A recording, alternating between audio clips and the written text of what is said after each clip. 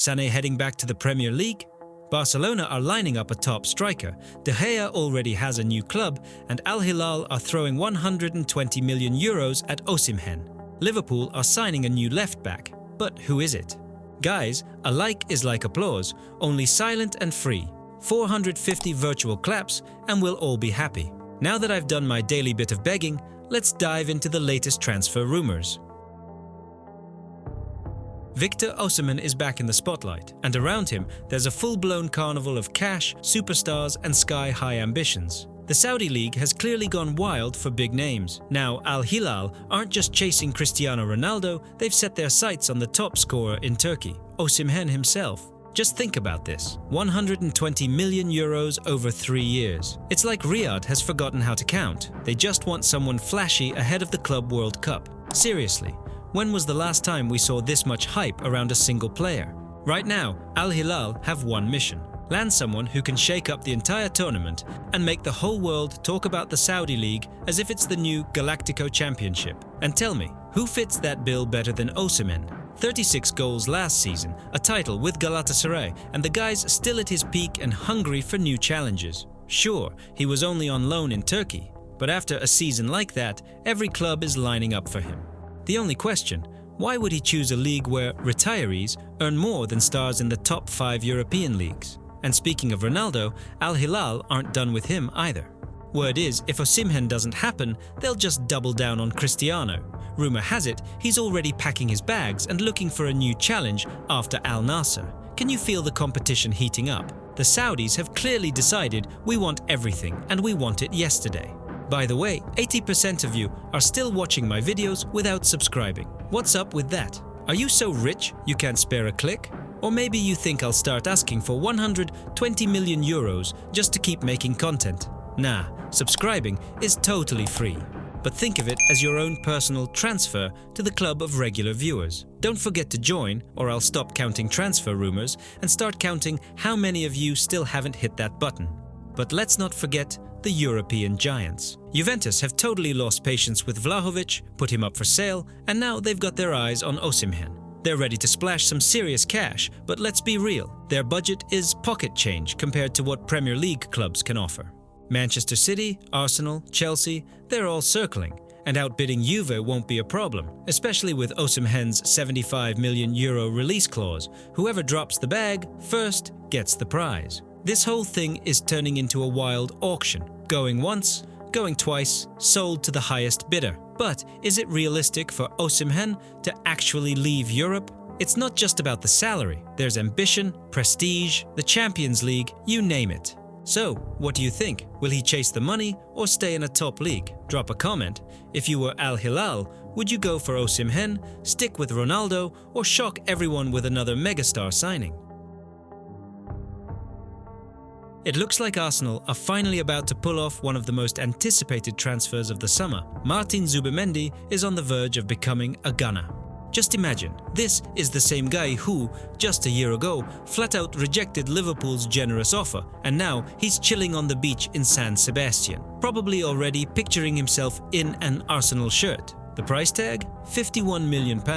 Not potatoes, actual pounds sterling. That's serious money, even by today's standards. Arteta has been absolutely obsessed with signing this guy, and it seems he's convinced everyone at the club that Zubimendi, the quiet engine of Real Sociedad, is the missing piece to finally end Arsenal's run of almost champions. 3 seasons in a row, Arsenal have finished second. Tired of all those almosts, aren't you? Funny enough, just a few months ago, it looked like Zubimendi was off to Real Madrid. After all, Xabi Alonso is in charge there now, and Martin played under him at Sociedad's B team. But in the end, Arsenal's reshuffled board and their new sporting director, Andrea Berta, made all the difference. In London, everything's reportedly agreed, both the fee and the payment structure. Now it's just down to the final formalities, like the medical. But of course, it wouldn't be a transfer saga without a little suspense. The Spanish press are claiming Zubimendi hasn't even boarded a flight to London yet, and yesterday he was apparently spotted sunbathing at the beach. Is his vacation really more important than the deal of a lifetime? Either way, the intrigue is through the roof. On one hand, everything seems done. On the other, maybe he's stalling, or maybe he's just waiting for a last-minute call from Real Madrid. Still, who wouldn't want a crack at the Premier League, especially when Arteta is calling you personally? Word is, Arsenal see ZUBIMENDI as one of the best holding midfielders in the world. City, Barca, even Liverpool were all keeping tabs on him last season, but now it's Arsenal who are bringing in a brand new piece for their midfield puzzle, finally looking ready to go all in for the title. Interesting bit. Last year, Arsenal had a midfield overload, so nothing materialized, and ZUBIMENDI stayed in San Sebastian for another season. But now, everything's aligned. The interest, the money, the right sporting director, and the player himself is clearly ready for a new chapter. And if this deal goes through, it'll be the first big signing of the Barça era at Arsenal. You could say the rebuild is starting right at the heart of the pitch. But here's the real question. Will ZUBIMENDI be the missing piece that turns Arsenal from eternal contenders into real champions? Let me know what you think. Smart investment or another Premier League gamble? Liverpool are ready to splash out £45 million for Hungarian left-back Milos Kerkez. Just think about it. Bournemouth picked this guy up for only £15.5 million 2 years ago, and now they're about to make nearly a £30 million profit. Looks like Arne Slot is really serious about rebuilding that left flank. And here's the funny part. Kerkez is already acting like a proper fanboy. The guy's out here liking Liverpool parade pics on Instagram. Come on, mate, at least try to play it cool. Then again, maybe it's not such a bad thing. You can tell he's desperate to pull on that red shirt. Have you noticed how Liverpool's transfer policy is changing lately? It used to be all quiet and measured, but now, bam, 3 potential signings could land all at once. Kerkez, Frimpong, Wirtz. We could be seeing a real transfer hat-trick. The insiders are buzzing. As soon as the window opens on June 1st, we might get a triple announcement. An old-school unveiling of 3 new players at once? That would be epic. If you believe Fabrizio Romano, and honestly, who doesn't when it comes to transfers, there are absolutely no issues with Kerkez's personal terms. The Hungarian seems ready to do whatever it takes to get to Anfield, and who can blame him? Going from 9th place with Bournemouth, no disrespect to the Cherries, to fighting for titles with Liverpool. That's like trading in your Renault for a Ferrari. It gets better. David Ornstein, another transfer oracle, says the talks have really ramped up this week. You can feel the drama building.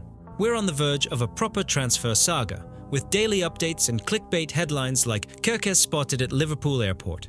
But jokes aside, a 21-year-old left-back like him is a fantastic signing for the future. Young, quick, technical, and, most importantly, hungry for big trophies. He's already proven he's a fighter at Bournemouth. Just imagine what happens when he joins a top-level side.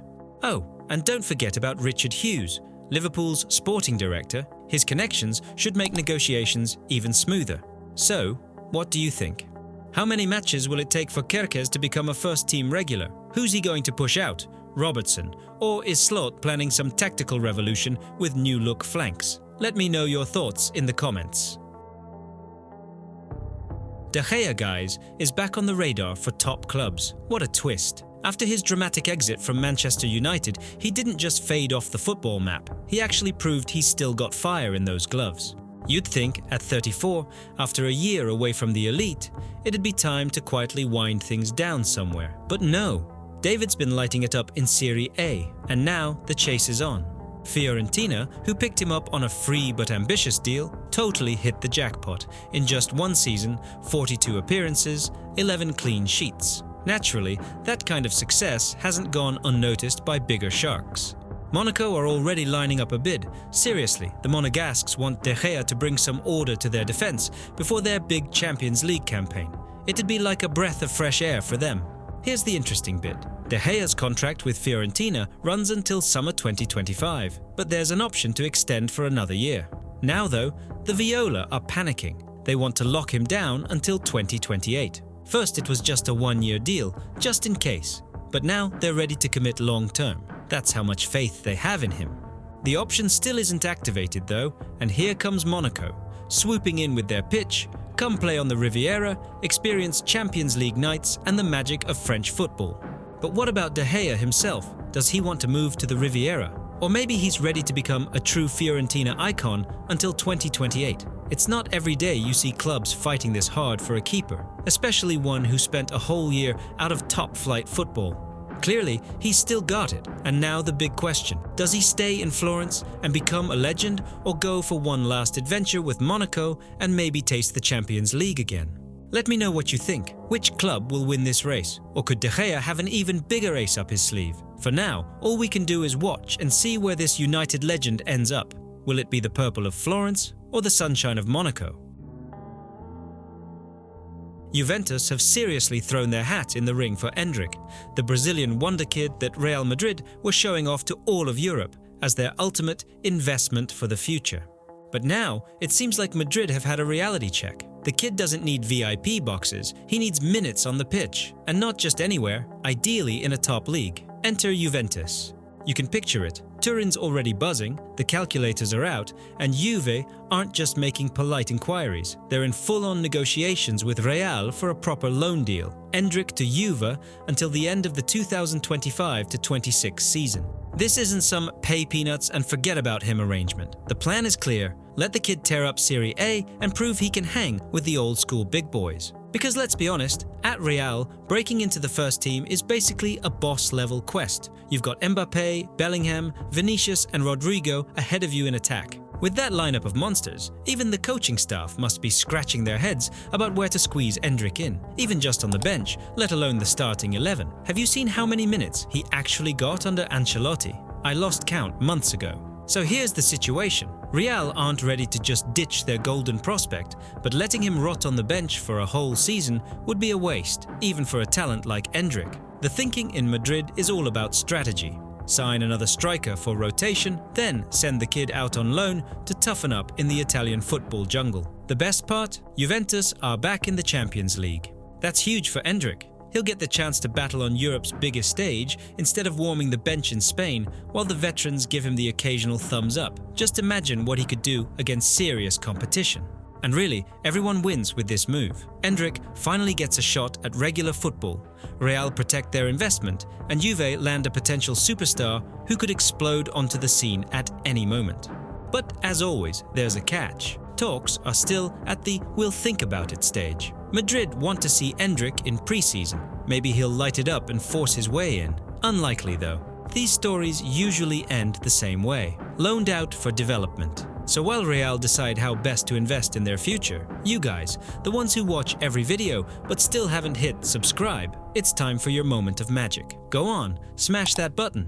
And now for the big question. Do you think Endrick could really shine at Juve? Or is this just another super talent goes on loan, comes back a shadow of himself scenario? Let me know, should Real let him go or keep him on the bench among the galaxy of stars? Drop your thoughts in the comments. Deco, Barcelona's sporting director, was reportedly spotted sneaking into a Barcelona hotel to meet with Marcus Rashford's agent, supposedly to talk about a loan with an option to buy. Yes, that's right. The Rashford, who everyone thought was finished at Manchester United, might now become Barca's new saviour on the left wing. At first I thought, come on, what kind of rumour is this? Rashford at Barcelona? Especially after all the recent talk about Luis Diaz from Liverpool. But suddenly, the Blaugrana seemed to have a light bulb moment. Wait a minute, Rashford's actually cheaper and way more gettable. Sure, going after Diaz is like fishing for a golden trout in the ocean. Rashford's more like grabbing a lottery ticket with your last €5. Way easier, right? But here's the key. What does Rashford himself want? Well, as it turns out, he dreams of playing for Barcelona. Imagine, a guy who's been stuck on the bench at United, falling out with Amorim, suddenly has the chance to join a club that's just won the league and could actually score goals in La Liga and the Champions League. Who wouldn't jump at that? But now it gets interesting. Barcelona want to bring Rashford in on loan with an option to buy. United, on the other hand, are saying, no way, we want to sell him outright for €40 million. That's how fast fortunes can turn. Rashford, who looked like a new man during his loan at Aston Villa, is now caught between Manchester and Barcelona, dangling by a thread. And here's where I really started thinking, what if Barca can't come up with those €40 million? Their financial fair play issues are no secret. Deco has publicly said they like Rashford, but just how much? If they can't stump up the cash, Rashford goes back to United, a club that's already put him in the shop window. But there's a twist. Rashford is willing to wait. He's ready to see if Barcelona can sort out their finances before making his final decision. Now that's real dedication.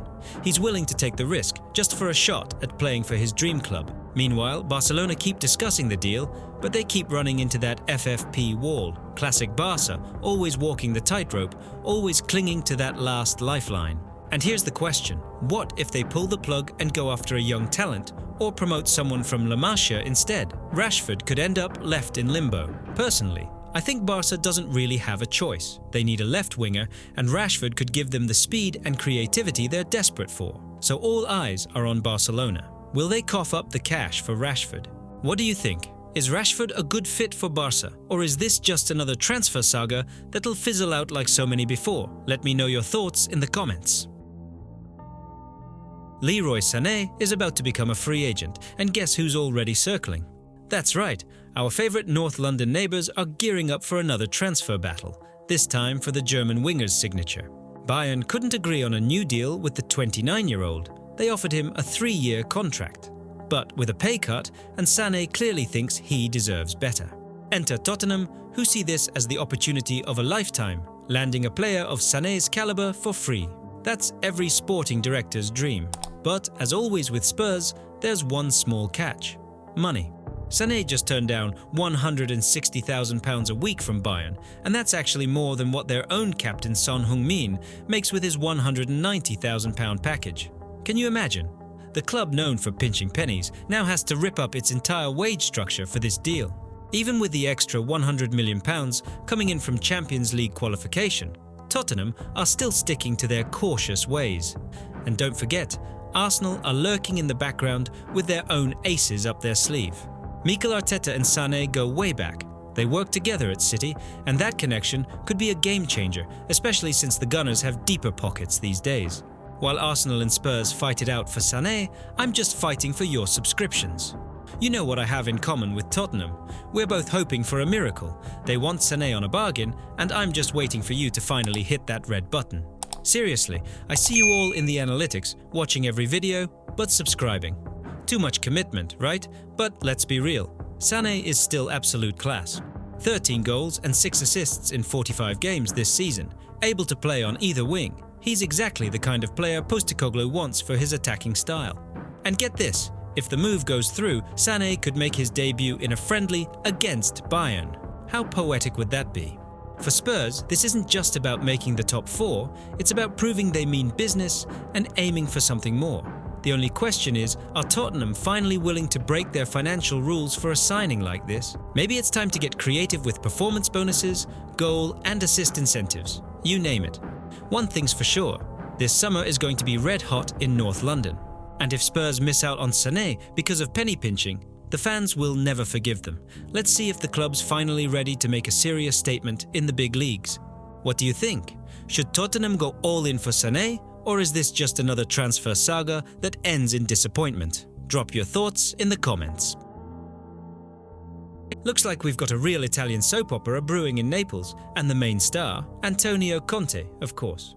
Honestly, the guy's already been on the verge of packing his bags more than once, but suddenly the plot twists. Napoli are now pulling out all the stops to keep their fiery mister, offering him a fresh new contract. Somewhere out there, Aurelio De Laurentiis is probably counting up how much he's already poured into this project and realizing, without Conte, the whole thing could fall apart. Conte isn't just a coach, he's the kind of guy who can get the entire bench fired up single-handedly, let alone the fans. According to insiders like Moretto and even Romano, De Laurentiis and Conte actually met in Rome.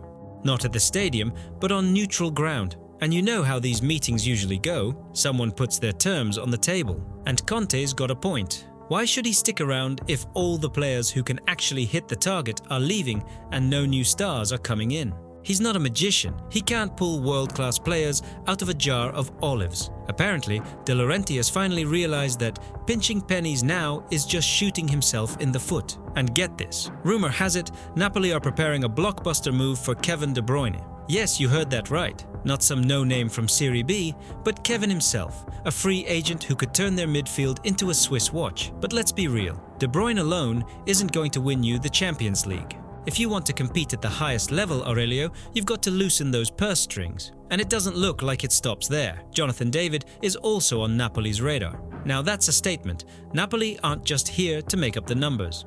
And what about Conte? He's taken a pause. Classic move, right? Says he needs time to think. To be fair, Juventus are reportedly drooling over the idea of bringing the Italian tactician back, so the intrigue just keeps building. Will Conte stick around and get the reinforcements he wants, or is he about to slam the door and chase a new challenge? That's the million-dollar question, and exactly why we all love transfer season. What do you think? Is Conte staying, or is this his final curtain call in Naples? Drop your thoughts below.